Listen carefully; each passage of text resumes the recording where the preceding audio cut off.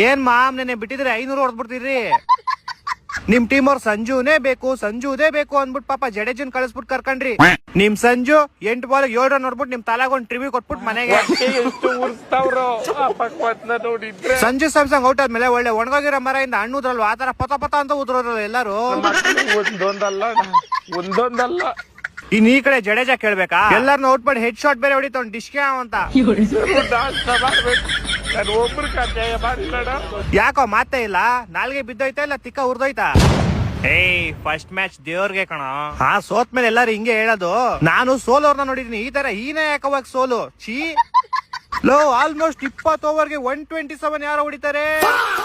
ನಮ್ ತಲಾ ಇದ್ದಿದ್ರೆ ಹಿಂಗೆಲ್ಲ ಸೋಲ್ತಾ ಇರ್ಲಿಲ್ಲ ಕಣಲಿ. ನಿಮ್ ತಲಾ ಇದ್ದಿದ್ರೆ ಇನ್ನೊಂದ್ ಹತ್ರ ನೆಕ್ಸ್ಟ್ ಹೊಡ್ಬಿಟ್ಟು ಸೋಲ್ತಾ ಇದ್ರಿ ಅಷ್ಟೇ.